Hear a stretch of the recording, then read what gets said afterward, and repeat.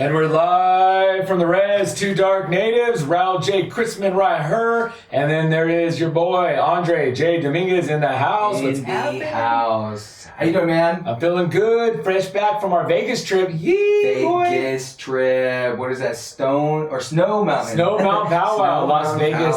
Powwow. Paiute, the Paiute people up there.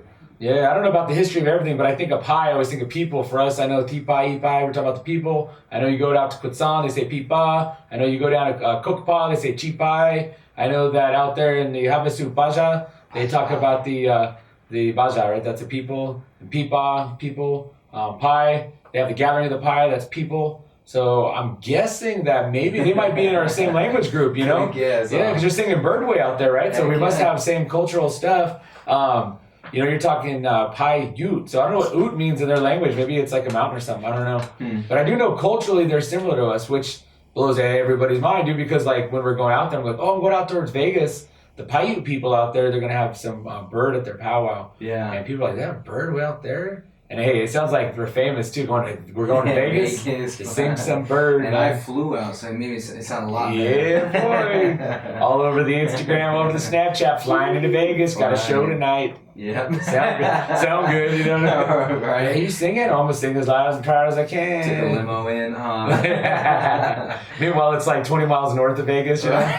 Expensive drive on. It's a cool little powwow. Every time I'm ever there at the Snow Mountain Powwow, shout out to those guys, by the way. Thank you for having a shot to cook in the house. But every time I go out there, it's really windy. Like, you know, sometimes it's like real windy. It's like, whoa. But this time, I got to say, man, the wind felt good. It was breezy. It was still windy. Like, I went to the bathroom in a little porta potty. Oh, dude. Right when I was walking out, like the porta potty right next to me, I was like feet from it. It blew over. I was like, oh, God. You can tell it was early in the powwow. Late in the powwow, that would never happen. Heavy, huh? Yeah, but it had some gusts, but it wasn't too bad. No, you know? It was good after that. It was cool when we sang. The group before us kind of got done, and it kind of got windy, and they called us in. And then it like started to rain a little bit. I'm going, oh, great. Yeah, I thought so too. You know, make it rain up in the club, make it rain up in the powwow. But you know what? Like in that moment, I say, you know, I'm just going to sing because it felt really uplifting. Started singing, and I don't know, I was trying to explain this to somebody, but I felt like the wind was like very, like I felt like, this is going to sound way stereotypical, Lane, but I felt like a bird. The colors in the like wind. A bird. But I felt like uplifted, and I just sang, man, and the rain stopped. It was like really good. Cool little breeze, felt good.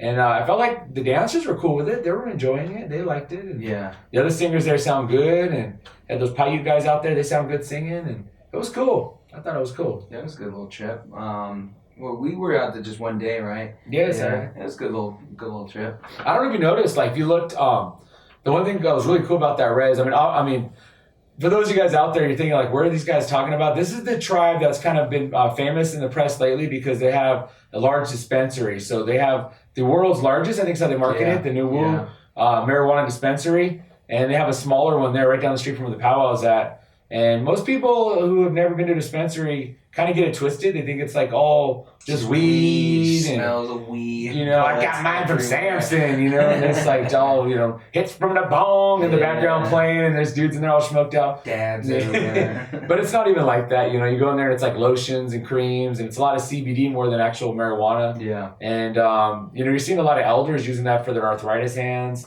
using it for their elbows, and, you know, different things like that. Because, you know, what are you going to do? Like, take, like, you know, a bunch of Motrin every night? You're going to take the Tylenol every day? Pills. They said, like, with pain pills, like, I think that's what they were saying, like, after, like, a week's worth of use. I was watching this video on that. Like, if you, like, the probability of you getting addicted to that stuff is pretty high. This one doctor was saying that you should not be taking more than, like, a week's worth. I believe that, when dude. When doctors give you like a month's supply. Yeah, and they're like the 800 or whatever, big horse tablets. Yeah. You know what? I had my wisdom teeth taken out. I had all 4 of them taken out at one time. I had to do that. Oh, 7 teeth pulled at once. Your jaw, it feels like you got beat up, right? Your jaw just like, Urgh. But they gave me Tylenol and whatever, and or Motrin or whatever it was. Tylenol. You know, and so I'm taking this, you know, and it's like the 800s, the big ones. And then I was trying to like, well, I shouldn't be in pain anymore. And I didn't take them. My mouth was hurting. To my wife, I need to take some more. And it was like 2 weeks out. She goes, you should not be in pain anymore. And I was like, you know, I think you're right. And so I went a day just in pain. And then the next day I woke up, I was fine. Huh. And you know what it was? Is my brain had already gotten tricked to think I'm in pain. You probably did it So I would yourself. take, at first it was the somas. Like I had a soma for a couple of days, like 2 somas they gave me. And then it was those 800 milligram ibuprofens. That's what it was.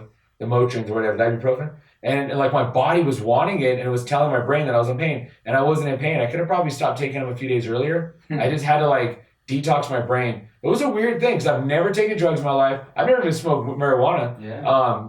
You know, but so to like get hooked on like ibuprofen, it's almost embarrassing, you know. But it was like, yeah, I was getting hooked from that. So you think about these older people in our communities or people that are been injured or whatever the health concern, and they're like having to take Motrin or Tylenol or whatever these brands are. What we do know is that those things kill the body, kill your organs. They go right through your liver, your kidneys, and people are dying from that in our communities. And so now there's another alternative, maybe the CBD oils, or the medical marijuana to take down the pain and inflammation and all of the medical effects, positive effects that come from that. And I can't help but think that it's safer and healthier. And I think medicine and science is showing that it truly is a lot healthier.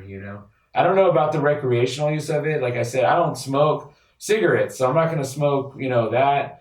I don't put judgment on anybody who does, but for me, I've never really needed it. I've never been something that I wanted to do. But you go in those shops, and to me, that's what I'm getting. That's the vibe I get. I get the vibe of like, this is for people who want an alternative to all that hard medicine. And man, opiates, the opioid crisis in Native America right now is just, it's sad, man. I mean, most Res Indians know a couple young people that have passed from, at least a couple young people or people in general that have passed from taking too many pills. And it's like, where do they get these pills from, or where do they get that addiction? And a lot of times it's from our own Indian health clinics. It's from doctors who are prescribing them. They're going, I hurt my back, and they're giving muscle relaxants. They're giving this or that. I got a cough. Next thing you know, they got the lean, and it's just developed like this culture of drug use. And it's like you see all of that, and then you look at the marijuana stuff, and you go like, I'm not seeing it there. I'm not seeing the overdose and the I know. I'm no expert to weigh in, but it's just my own thing, Yeah. So I mean, I get it both sides. For me, I just never needed it, and like I said, I sit with people. They take, they smoke weed, they take dabs, and they CBD oils, So there's obviously benefits for it.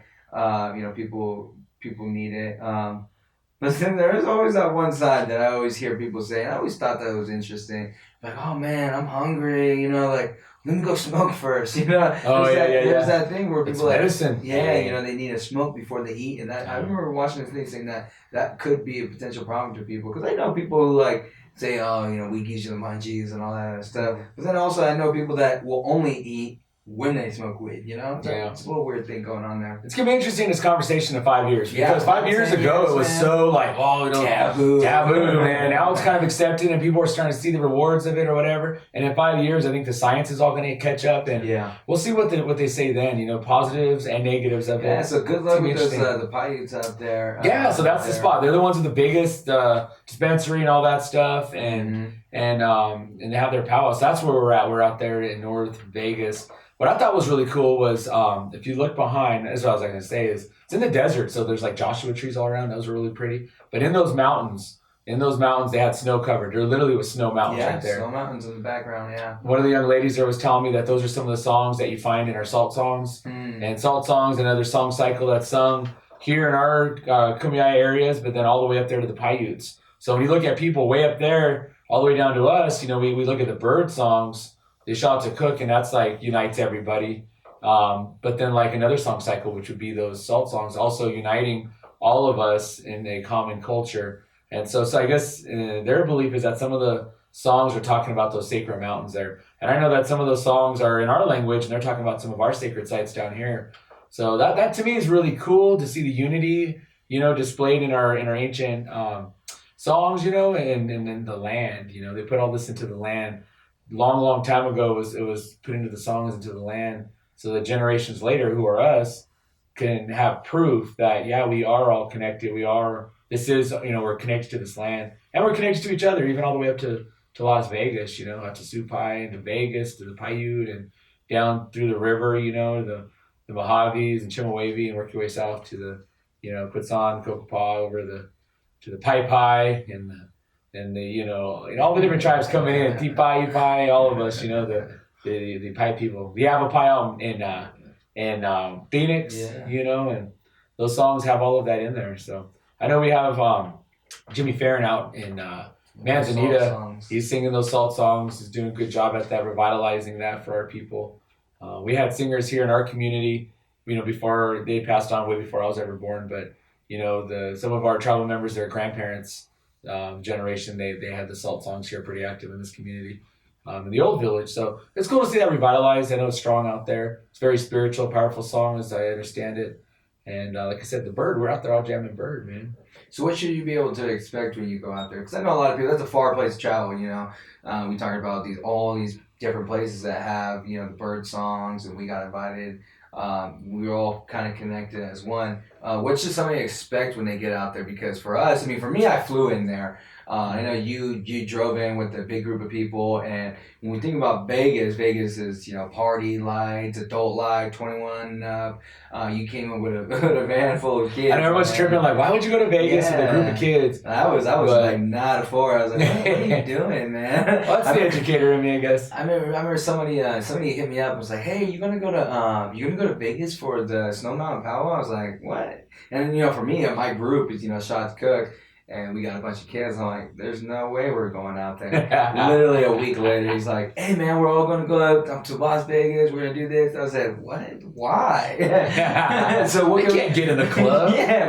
What? They can't make it rain or hail in the club. What are we taking these kids for? So when somebody who's traveling with a group of kids who thinks maybe they shouldn't be able to go out there because of that, what kind of things can they expect? Well, Vegas is whatever you want it to be. If you want it to be the club, it's a club. You want it to be the gambling, it's a gambling. But for me, like the last 15 years, I've been a father and a father of 5 now. So my Vegas trips are always family trips. So taking a group of kids to me is very normal. And there's a lot to do in Vegas beyond all of that stuff. For me, I think for kids that are strolling there and see all the lights at night is very cool. It's very powerful. Their eyes light up like, wow, this is interesting, But if you go to the north part of Vegas, there's the art district. You can walk around, see all the spray paint art.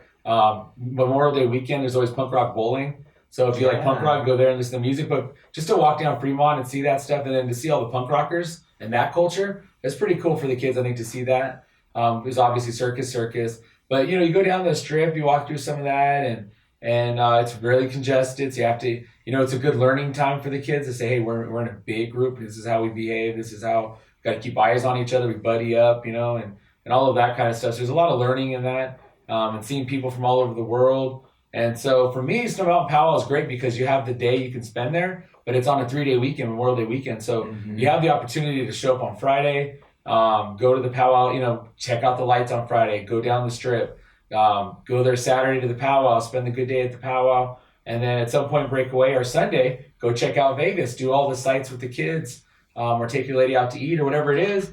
And then Monday, you still can travel home. Now, my little trick of the trade is to not drive on the 15. I'd rather go through hobby country. That was a big difference for me. Hey, on your maps, it's like, it's like a half hour longer to San Diego. No, it's not, because when the traffic starts hitting, you're saving time. That blew my mind coming. There's nobody on that road, right? Yeah, we came home. I was like, whoa, this is insane. We were peaceful, man. It's way better trips than hitting that 15. I didn't even know there was another route. Yeah, you can stop by Needles, go to V Casino if you want to stay another night or gamble, or you can go down to Parker, Blue Water, get something to eat and chill. You can go all the way down to the queue. You can just do the res hopping, hit up all the res casinos, or you just go straight shot home, But it's always I hate sitting in traffic, man. Vegas traffic will get you. Yeah. But where we live, you can go through the backside, go down the 95, and go that way. And the Hoover Dam, we didn't get to go this time, so it's something for next time. Take kids, go see the Hoover Dam. Take the dam tour. And but that's really a cool thing to see. It's like, holy smoke! So now I enjoyed it. I enjoyed the trip. It was good to be out there. Good vibes. Like I said, it's one of those trips where sometimes you go to a gathering, a powwow, something, and it's like it just takes your whole time, and then you go there, you're there the whole time. But I think Snow Mountain Powwow is one of those opportunities where you have a chance to do that, and then you also add the Vegas trip on top. Yeah. So you can do both. Yeah. And so for families, that's a good spot to be at for that, for sure. Okay, man. So that. I guess that's where we're at, man. We'll That's see you where next we're at, year. man. We're gonna be there. We'll be there next year, I think. I'm gonna be punk rock bowling next week. Probably, Hey, or so next I was year. on the flight with somebody because I did fly in, and the lady next to me, she was bringing her 17-year-old son, who's turning, he just turning 17. But that's what they were doing all weekend. Oh, bro. Punk rock bowling, man. She's like, you gotta come, it's cool. I'm like, Hey, the other thing that people don't realize is it's in Vegas. So if your local casino you might go to, like here in SoCal, if you're going to Harrah's, you have those points. Call out there, you might get a free Yeah, room. you get If not at room Harrah's, bumps. maybe at the Paris or somewhere. So it could be essentially a free trip too. yeah. So hey, there's Yeah. your excuse to keep gambling. Yeah. Snow Mountain comes around, check those points. Yeah. We'll see you out there. See you guys, man. All right, man. Peace. Bye.